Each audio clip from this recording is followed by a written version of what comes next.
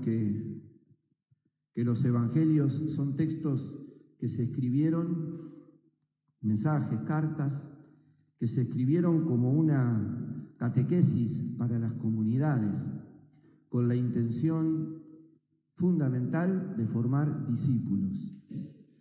Acá había ya un tiempo de fe desarrollada en Jesús, de parte de los apóstoles, por supuesto, por la experiencia que tuvieron de ellos, y aquellas primeras comunidades que se arriesgaban a creer en el testimonio de los apóstoles hasta dar la vida por ese mensaje que estaban recibiendo, por ese Jesús que estaban conociendo. Entonces, los evangelios vienen a reforzar y a fortalecer con comentarios, con expresiones, con vivencias de Jesús. Además es palabra de Dios, por lo tanto tiene eficacia por sí misma y genera una fuerza de vida muy fuerte, muy grande en las comunidades que lo van recibiendo. Entonces, cuando uno lee, este es un evangelio referencial, este pasaje de Cesarea de Filipo, que Lucas y Marcos lo cuentan casi igual, y Mateo le agrega, ustedes recordarán, un elogio de Jesús a Pedro, cuando Pedro dice, tú eres el Mesías, el Hijo de Dios. Jesús le dice, feliz de ti, Simón, porque esto no te lo dijo ni la carne ni la sangre, sino mi Padre que está en el cielo, y tú eres Pedro, y sobre esta piedra edificaré mi iglesia y te doy las llaves del reino. Bueno, todo eso en el relato de Marcos no está, pero es un texto referencial para repasar, fortalecer lo que significa ser discípulo de Jesús. Entonces, vamos a tomar algunas cositas, que además son para siempre, o sea, hay cosas que en los distintos tiempos a veces nos desafían a cosas nuevas, a formas nuevas de manifestar nuestra forma de ser discípulos. Hay cosas que son para siempre y que están expresadas en el relato. La primera, no la primera en importancia, sino digo que vamos destacando, la primera es, el discípulo va con Jesús a todos lados, donde lo lleva Jesús.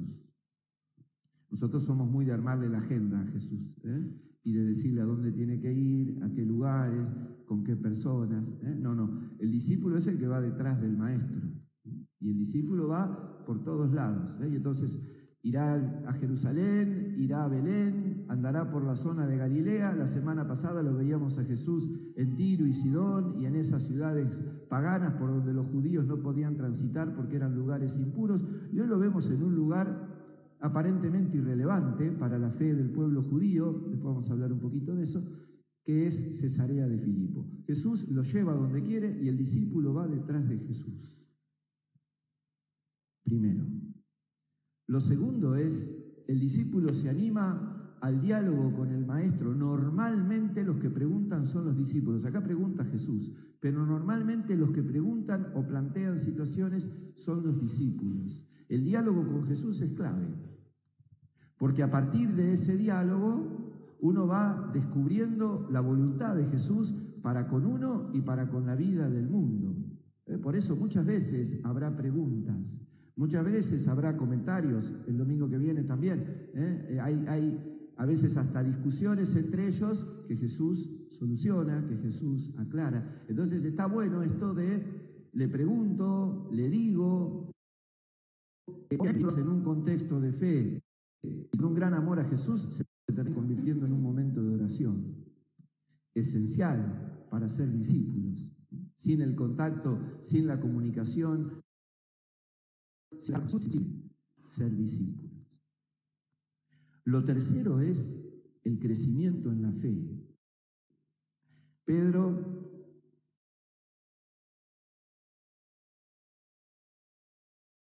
va a ser el Mesías porque se lo sopló el Espíritu Santo, pero en realidad cuando uno va viendo después en el libro de los Hechos, en su misma primera carta, todo el camino que ha hecho Pedro para su fe en Jesús es realmente un camino digno de ser imitado y seguido. La fe nunca es una cosa que a nosotros nos cae, se nos establece y nos queda, la tenemos que ir renovando permanentemente, tanto en el conocimiento, tanto en la formación, tanto en lo que voy aprendiendo, como en la experiencia de vida.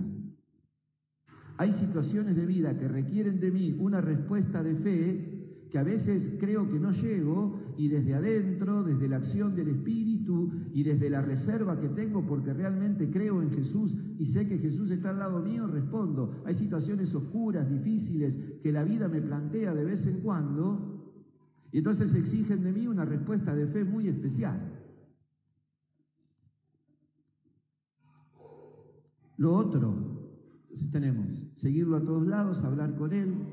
Esto es un camino de fe, y es un camino de fe que se hace en la iglesia. La necesidad de recrear permanentemente en las primeras comunidades la figura de Pedro tiene que ver con esto, con crear un sentido eclesial, con crear un sentido comunitario.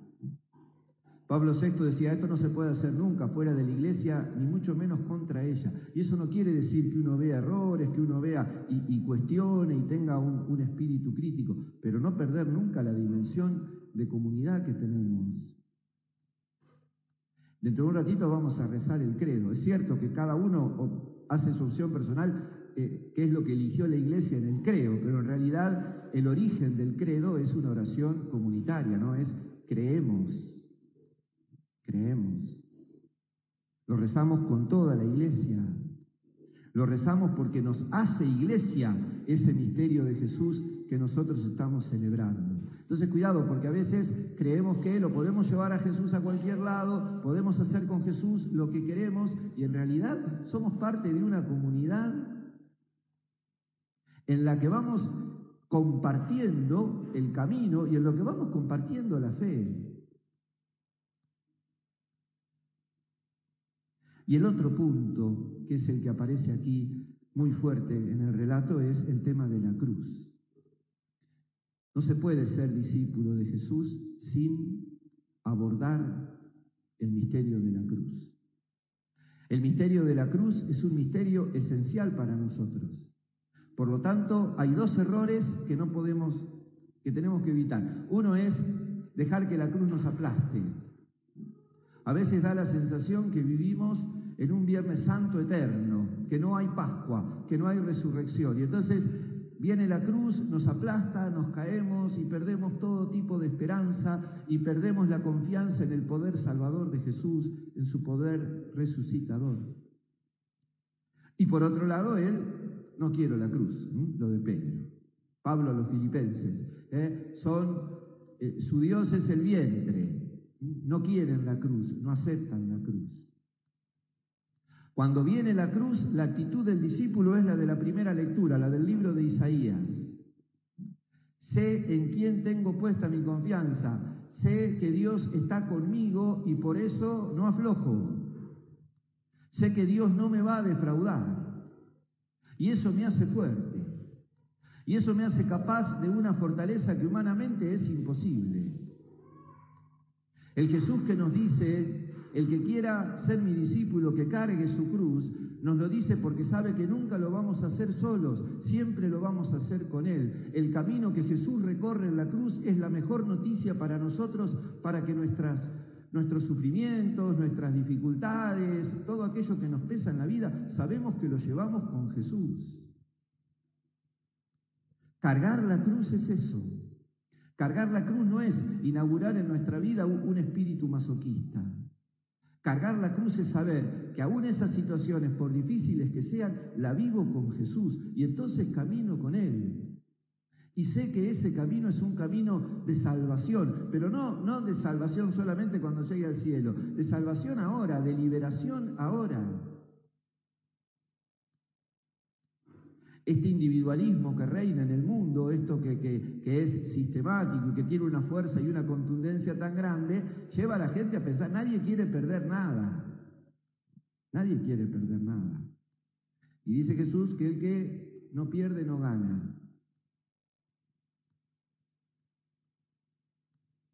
Ninguno de las personas que se postulan para las elecciones dijo acá, el que está dispuesto a perder, no. Lo que tenemos que perder son esos rasgos, esas actitudes, esos sentimientos egoístas, individualistas, que muchas veces reinan en nuestro corazón, reinan en nuestra vida, y entonces nos hacen perder la dimensión de la entrega, la dimensión de la generosidad, la dimensión del amor como lo ha hecho Jesús, y de un amor visible. Por eso dice Santiago, ojo con las obras. La fe, si no se manifiesta en obras, está muerta, dice Santiago. Fuerte, ¿no? Siempre. Santiago en todas sus expresiones tiene esa contundencia. La fe, si no se manifiesta en obras, está muerta. Y si vos a una persona que necesita algo concreto le decís, vení mañana o rezá o que Dios te acompañe y no haces, dice Santiago, es una fe muerta.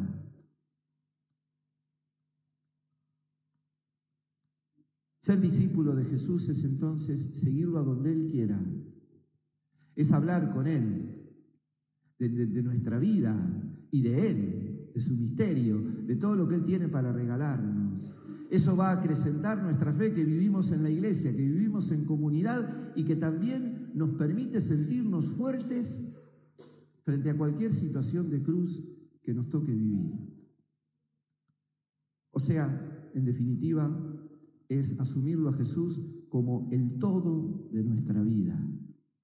El todo de nuestra vida.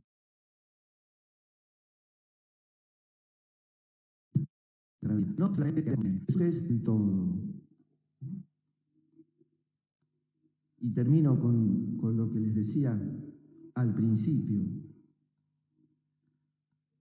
Cesarea de Filipo fue una ciudad que el rey Filipo II se creó para él mismo, así muy humildemente, y le puso ese nombre, Cesarea de Filipo. Es un lugar totalmente referencial del poder. Ahí iban los emperadores, los reyes, quienes sean, a pasar sus vacaciones. Era un pueblo muy chiquito, con pocos habitantes, que normalmente eran gente que estaba ligada a, no sé, diríamos empleados del poder. En ese lugar, no en Jerusalén, ni en Belén, ni en Nazaret, en ese lugar Jesús hace esta pregunta.